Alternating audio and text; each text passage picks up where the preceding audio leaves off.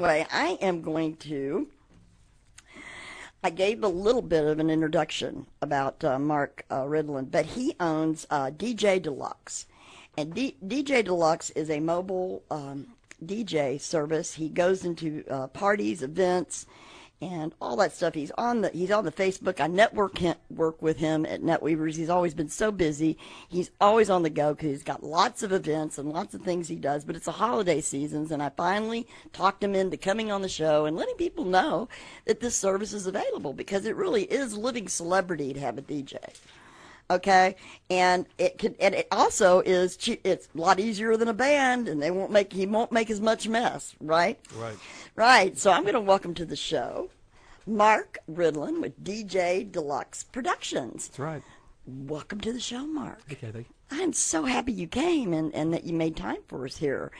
And we've talked met a couple of times, and I've gotten to know you, but I'm going to let you familiar yourself with the viewing audience and tell them the story of how you got. Now, number one, you're a DJ, right? So how did you get into this? And you've been doing it for years. So how did you go about getting into this business? Can you get a picture of this?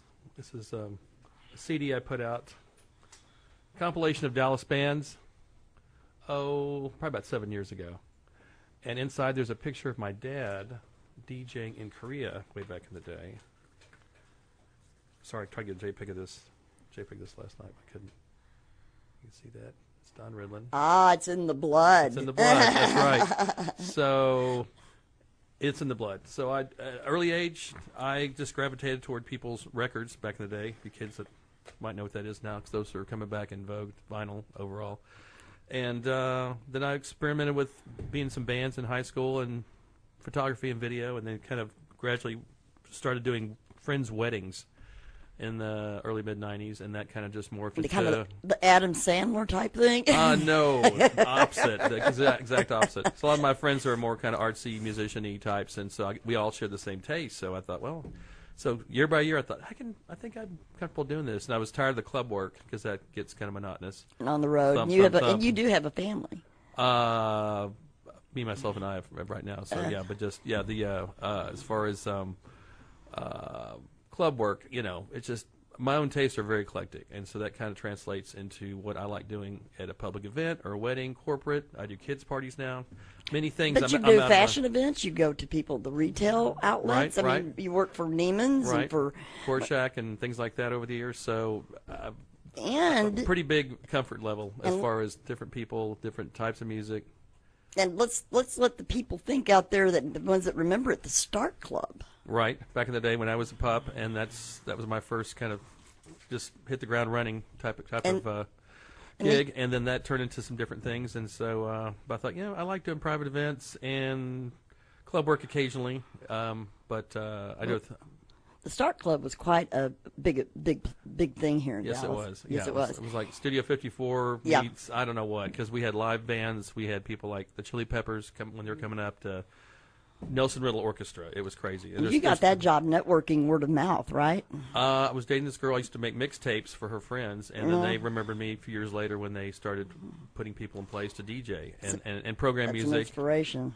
And then I did had a lot of hands-on, had private parties and theme parties and things like that. So did a lot of production with them when they were open in the 80s and also in the 90s when they reopened. So that was fun. Well, it is fun, and that's the part you like to do. You love what you do, and that's part of it. And we talk about that here. And so, tell us the results that you're gonna help your. What's your main focus when you're doing this? What do you try? The results you help your clients. Well, I have so much experience over the years. I've done everything from, I don't discriminate with. I have no problem with types of music, age groups, applications, income levels, their degree of what's artistic, quote unquote. I do it all. So I've done everything, like I said, from Neiman's parties to I did a goth wedding one time, goth themed wedding. Nothing's too far out as far as what I've been able to do. And actually, that goth wedding was one of the things that's a success story, because tell the challenge on that. That was challenging because a couple had four CDs they made of really dark goth type music, and it was challenging for me to try to mix that in with Motown and big band and all the things you you normally think is normal music, wedding music, you know. So that was, but I pulled it off, and that was one of the more challenging weddings. But I've done, theme weddings, many types of, I've done Ethiopian, Chinese, Laotian.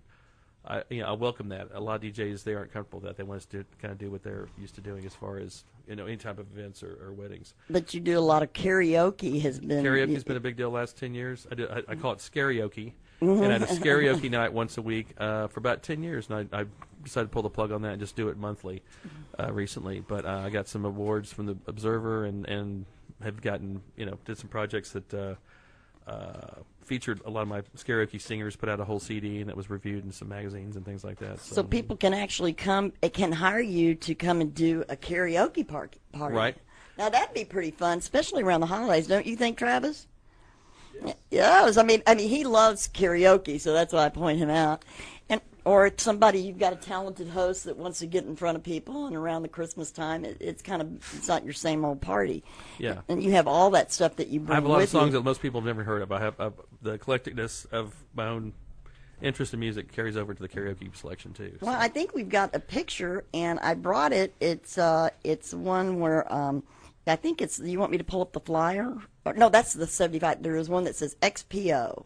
Yeah, Expo Gold. That's the cover of the CD I put out years ago that was actually reviewed in some papers like it was a real, and you can get it in a few record stores. It's still around. But I took some of my favorite people that were coming out to my night, and we did versions of songs that they were most known for, and put that on the jukebox, the club. Thought it was a good sales thing, so.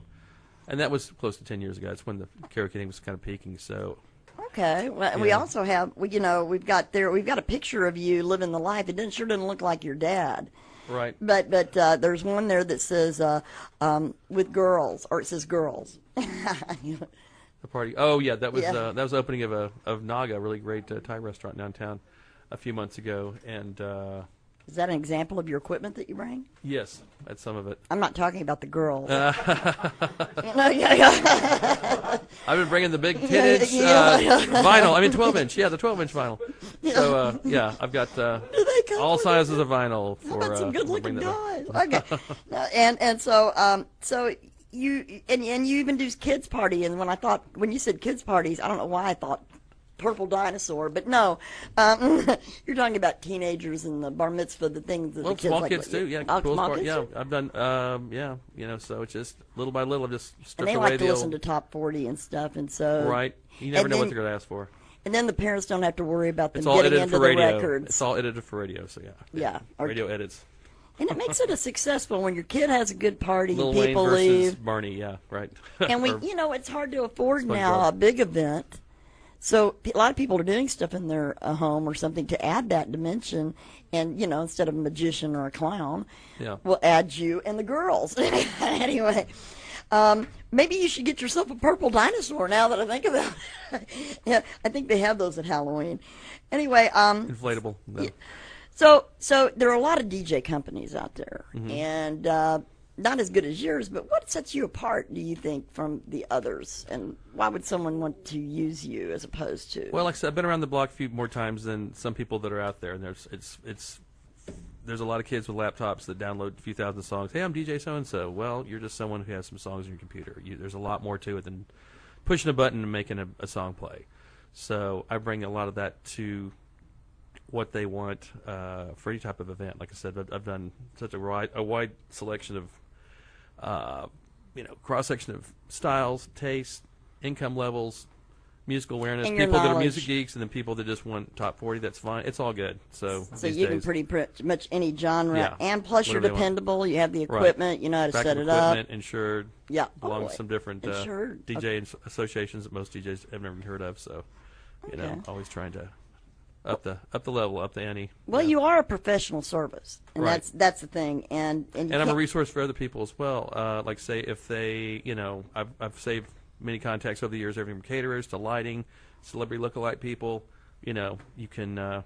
I'm your one-stop source for other people. You might want to also if you're having a party. Well, that's a good idea. We didn't even talk about that. Rent palm trees to, potbelly pigs. I don't know, whatever. I've done some. So you can turn that house into a nightclub. Right. Ooh, I or like or a that. luau, or a goth wedding, or Yes, anything. So, we talked a little bit about what you're passionate about, and I get it that you're passionate about music. right. But it was the art part that you like. You see it as an art and Right. a Well, form I'm a of musician. expression. I'm a musician as well, so a lot of DJs don't have any. I played trombone when I was a kid, and then played bass and sang, and I've led probably 20 different bands over the years. I still like doing that on the side, and production, CDs like this, and albums, and helping other bands, and on the scene, as it were. But you also Dallas. help people in need. I know that we talked about some of the philanthropic things that you do and Right. around the holidays. And I've been doing a lot of karaoke for VA hospitals and assisted living places lately. That's a lot of fun around Christmas. It's the least I could do, and they always, what did you say? They always remember. Yeah, even people that have had some breakthrough moments, just like they have Alzheimer's, and they remember White Christmas like that or whatever. So it's interesting. And it makes it fun. And you also go to the veterans hospitals, right? Right. So I think that's such a neat thing to do. You have some events that you do, and I wanted you to tell us about some of them. I know that next week you were talking about you work with them, and this is kind of in the theme of the you do all ethnic. Right. I mean, It's actually tomorrow night, the Crow Asian Museum downtown in the Arts District. Once a month I've been doing, that's the third Friday of every month, do karaoke there from 10 to 12 or so. But they have other events going on each from 6 on, but every month is a different theme, so it's like Asian related, of course. The one tomorrow night is all Godzilla monster movies type. Ooh. Yeah. So I'll be playing a lot of obscure soundtracks from Godzilla films and things like that. I've always been a fan Well, of. that sounds like and a lot of showing fun. visuals. I'd have visuals going on. So we try to make kind of a club environment in the little gallery back where we do that. It kind of culminates the night. It's all free. They have free refreshments and it's good for the kids. beer samples. Beer samples for the kids. Yeah, and and the adults. No, but yeah, it's Well, pretty, that's pretty a cool what they do. I was working at the DMA for years, and they switched me over there, and we have a little more freedom to be creative and I do love other that, things. and that's something that you could do with your kids and take them out on a Friday night, and not Yes. have to spend a bunch of money. That's right. And then go get a little the karaoke. I bet you have all types that get up on that. So that's once a month that I'm you do offering that. Asian. I have actually been cultivating different types of Asian music people can sing to. So I've got Oh. Chinese, Mandarin, Japanese. I'm gonna have we have Bollywood, I think, next month. So I'll have some Hindi type. And so you titles. have all the stuff that they can sing it with Right. the titles, Yeah. and I think that's so neat. Yeah. So because we do have a large Asian community. Mm-hmm. Now you also do something over there by Exposition Park, and tell me about Once a month, I've been doing this about 3 years, called Singles Night, bringing the vinyl back. The kids are into I never stopped being into it, but once a month at Double Wide. I think we have a picture with that. Oh, Wait a yeah? minute. Yeah, let's just put the picture and then I'll let you tell. But go ahead.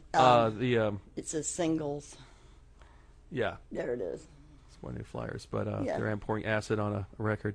That's one thing too. I remix some things sometimes, live, and kind of have fun with whatever people bring. But it's just kind of old school, just pajama party records without pajamas, whatever. I don't know. But people come and affordable drinks, and they bring. I never know what they're going to bring, and I just mix it into the mix, and I do shout outs and ask them why they brought the record and what it means to them, and that's once a month. That's pretty fun. Well, that does sound like fun. You have to tell people bring their vinyl. Yeah, And it's not dead. It's coming back it- stronger than ever. Actually, We did talk, but we're running out of time, so I want to make sure that we have people know how to get a hold of you. okay. So let me how do people get a hold of you if they want to? DjDeluxe.com. That's the best way. And you've got all your contact information. You're also Right. on Facebook. Mark Ridlen, just straight up Mark Ridlen, and then Ridlobot is on is my Twitter. Ridlo Bot. Yes, Oh, then I had That was it it. wrong. I think I had it wrong then, but I'll have to make sure my record. I corrected him earlier. Yeah, he's got it. Okay. I gave him the wrong name. So Ridlo Bot. yes, Okay, and I am looking forward to now. You're going to have something, the karaoke down there at the Double Wide. You also do Halloween that. night. Yeah, doing karaoke double wide Halloween night, actual Sunday night. So that's been a tradition for years. And too. you've got a real eclectic. You were talking about. You've got a whole mix of people from. And if you're like the Deep Ellum scene, and it's a lot of fun. the People art having crowd, fun. the punk rock crowd, hillbilly crowd, whatever. Well, It's thank all good in there. you. Yeah, sure. Thank you so much for being on the show, and My pleasure. I hope to have you back. And I'm ready to have a party. Let's do it. So we're Where's gonna. the after party after this? What are we doing? That's up to you. It's what early. are we Okay. playing? All right. We're in the you brought right- a disc, yeah. Yeah, Okay. So what I want to do is I am going to take a quick break.